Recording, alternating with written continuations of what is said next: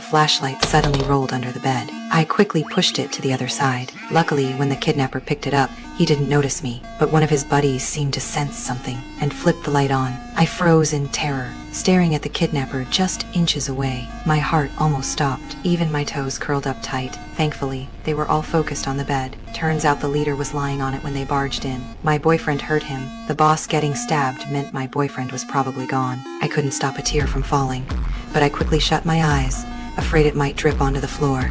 Just when I was losing all hope, a chance appeared. The henchmen were ordered to clean up the blood, leaving only Kate in the room with the boss. Kate, seeing the boss in pain, was about to search online for ways to treat him. When my bag slipped to the ground, I spotted the phone inside, and a spark of hope lit up inside me. I grabbed a stick, ready to peek out, but Kate suddenly glanced my way. I froze, not daring to breathe. Thankfully, Kate was just talking to the boss, not paying attention to me. I knew I couldn't stall any longer. I carefully stretched the stick out, slowly inching it toward the bag. When I finally touched it, the stick was too thick. It couldn't hook the strap. I felt desperate, but with success so close, I refused to quit. Seeing Kate distracted, I made a bold move. I gently set the stick down, held my breath, and crawled out. Right under the kidnappers' noses, I managed to snatch the bag. I quickly pulled out my phone to call the cops, but halfway through the message, the phone died from a dead battery. I was crushed. To make it worse, I heard Kate's voice say the cure he found was to lift the boss with the bed together. That meant I was about to be exposed, so I shut my eyes and braced for the worst. Then I realized someone was still alive in my boyfriend's house. Soon,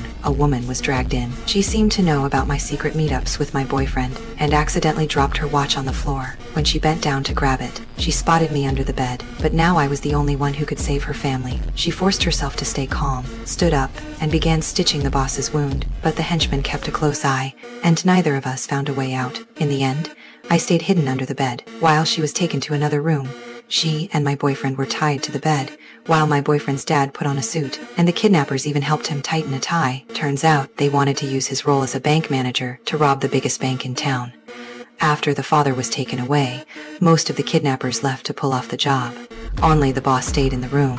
I waited for the bed to stay still, thinking he'd fallen asleep, ready to take a look. But Kate suddenly walked in. Luckily, he didn't notice me. But the talk that followed made my eyes widen in horror. And that's my story from Tiger House. If you're curious, go check out the full movie yourself. Thanks for watching, and I'll catch you next time. 小红书